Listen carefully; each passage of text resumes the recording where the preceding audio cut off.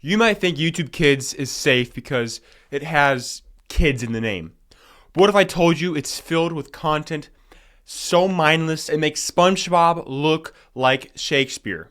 And worse, some of it's not even safe. Some parents think it's just cartoons, but some of those cartoons can really mess up your kid.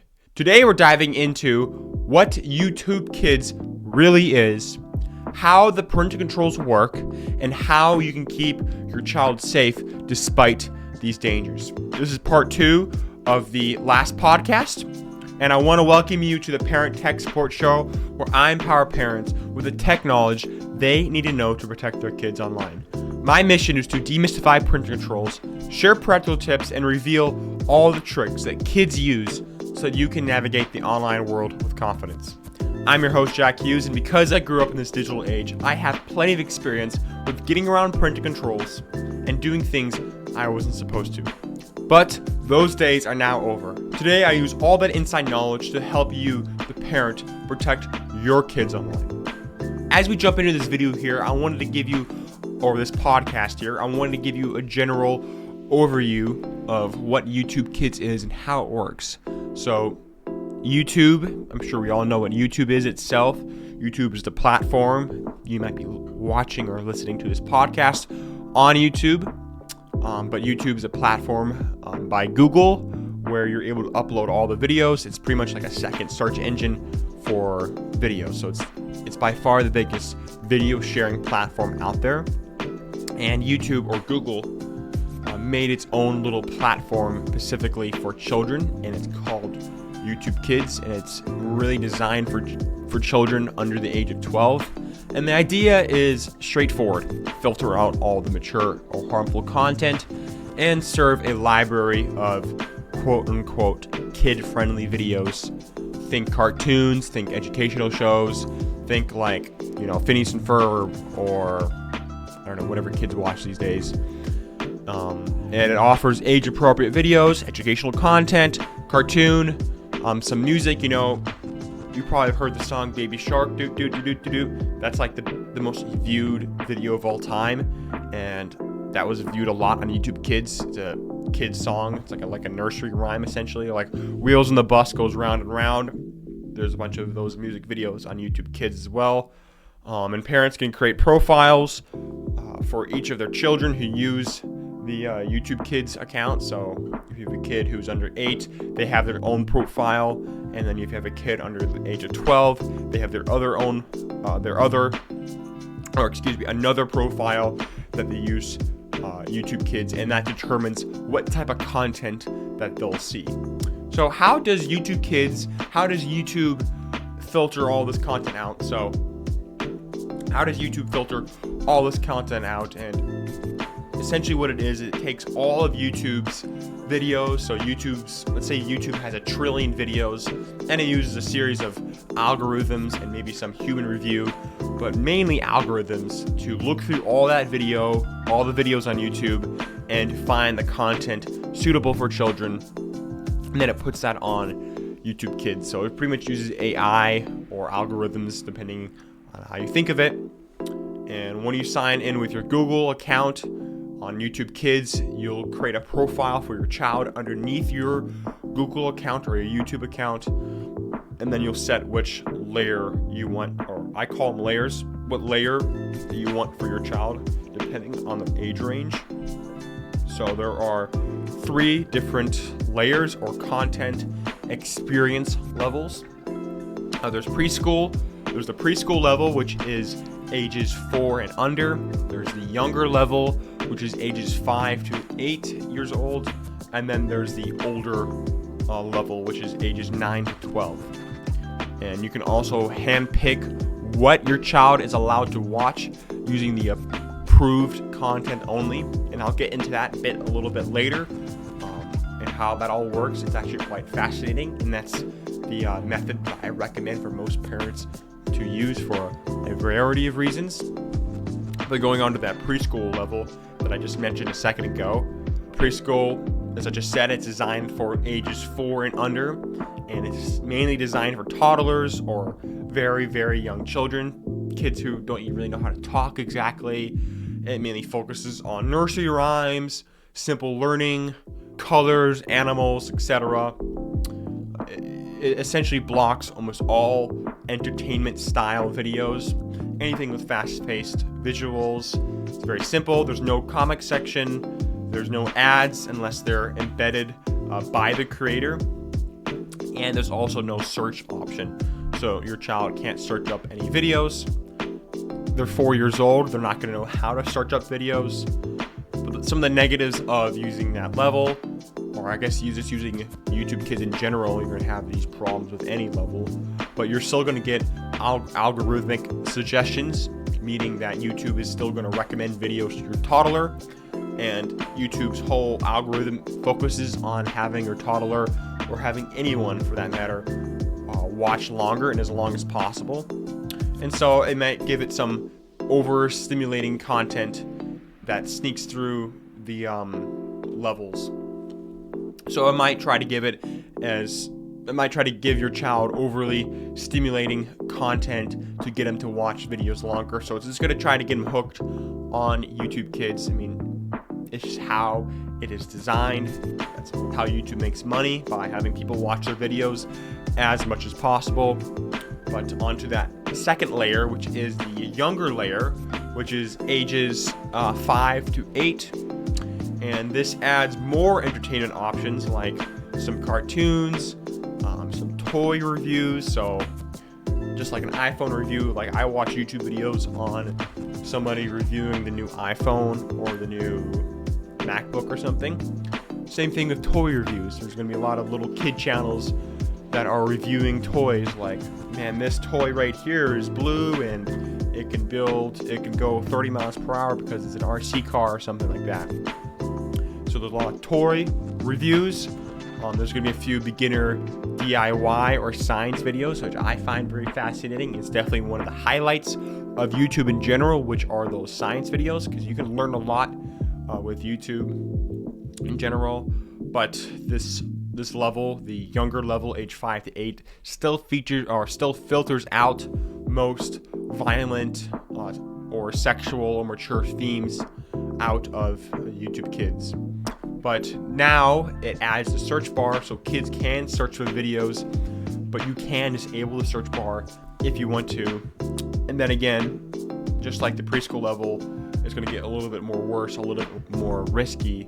The suggested videos are going to get a little more risky and a little bit more aggressive because they're older, and because YouTube is then going to start recommending them more mature videos.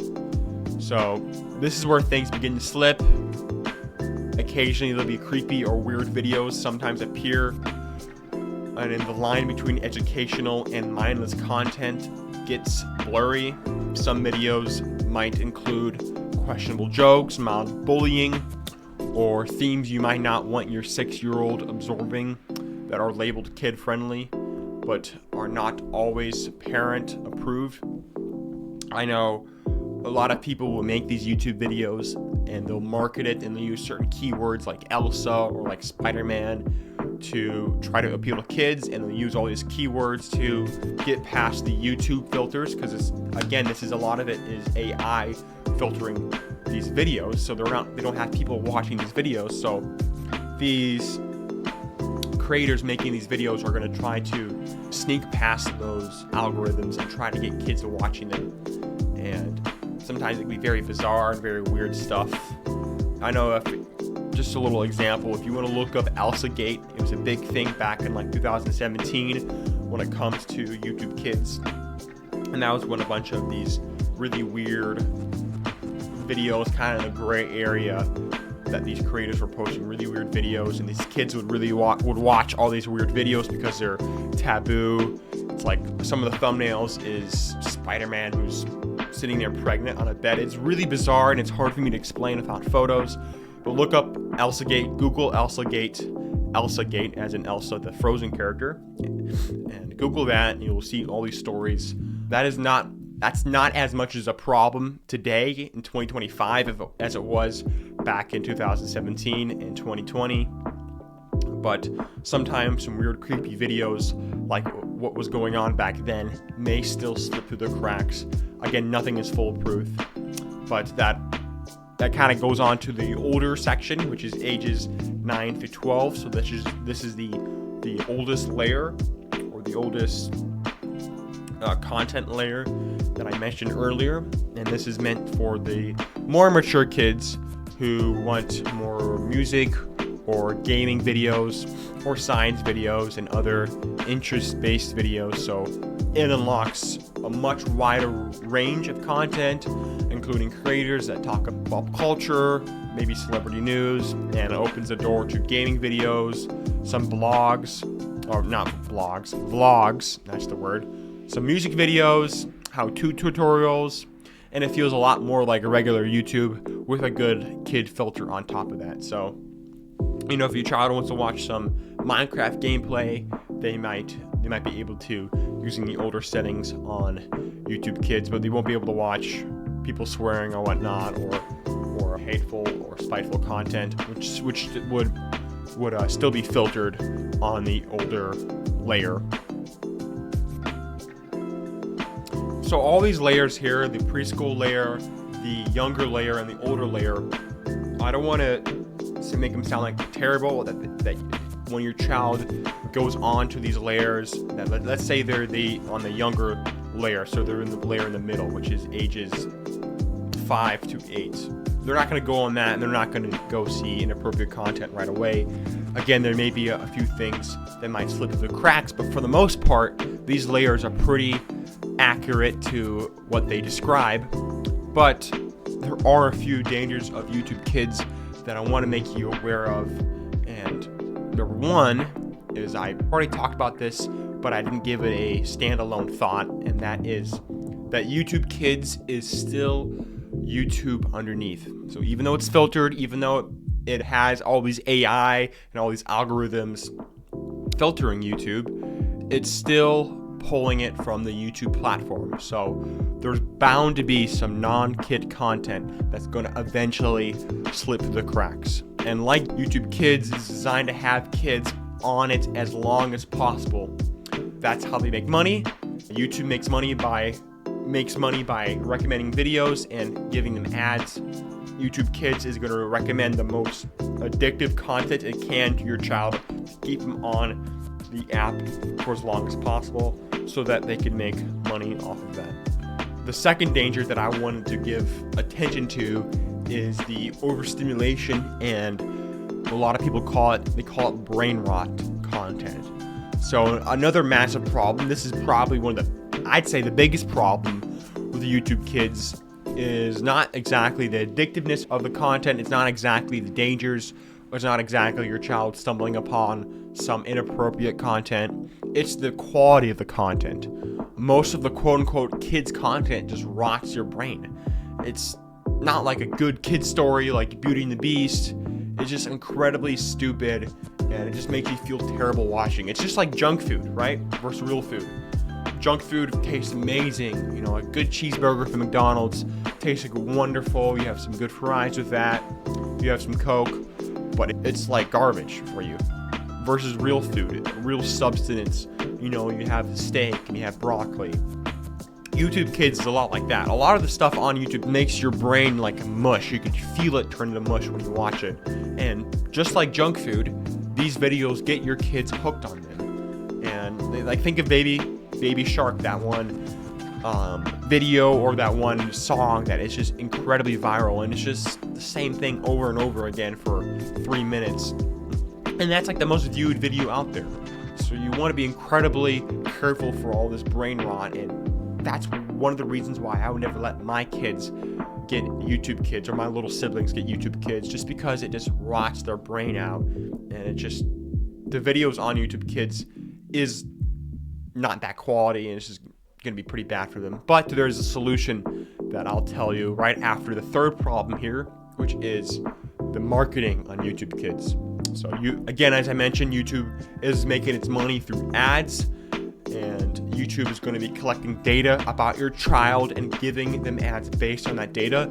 So that might be something you want to be wary about. And there are also many toy review channels on YouTube, and I mentioned this earlier, but most toy review videos are harmless and they're quite interesting. I'm sure kids Love him. I would have loved him if I was a kid. But some toy review channels are just reviewing these toys to get your child to buy them. So they're going to be sponsorships designed as content to get your child to buy the toy. I'm sure that happens all the time. Your child is going to be susceptible to a lot of that because they're children. So, what as you, the parent, do? Should you just block YouTube Kids entirely? Should you never allow your child to go on YouTube Kids? Well, I believe there's a fourth option, and that is approve only. That is the approve only option. So, only approve what you trust. So, YouTube gives you the ability to handpick what subjects or what your child watches or what channels you watch. So, in the parent settings, under where it has the three options, which is preschooler, younger, and older, you also have a fourth option, which is approved content only. So you're able to manually pick what channels, what playlists, or what individual videos for your child, or topics.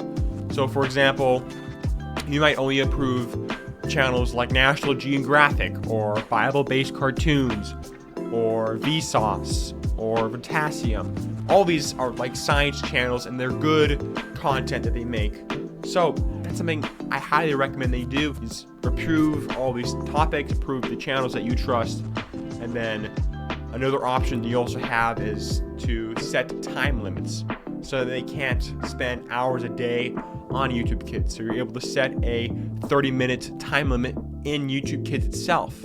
Or better yet, use Apple Screen Time or Google Family Link, which is the built-in parental controls for either an iPhone or an Android, to set limits for the whole device.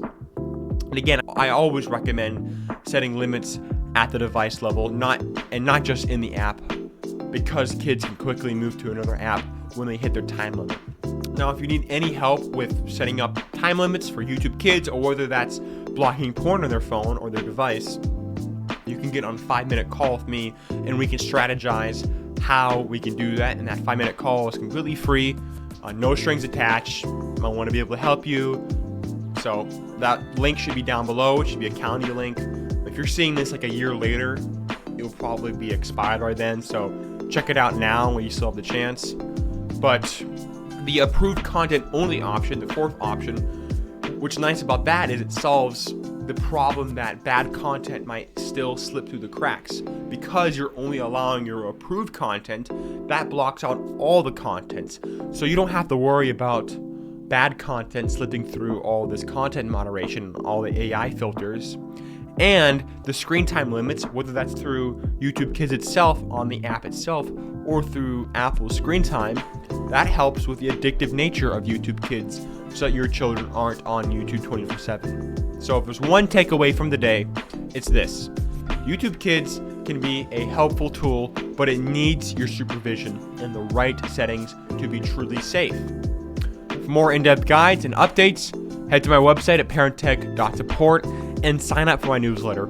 It's truly a no-brainer, and if you want to stay one step ahead of all this technology, then you can also get my guide, which will give you the basics on how to use screen time to better protect your kids online.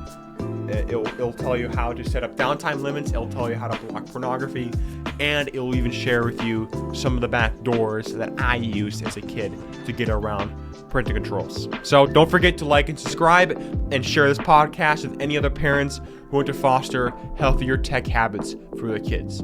That's all for today. Thanks for listening, and I'll see you next week.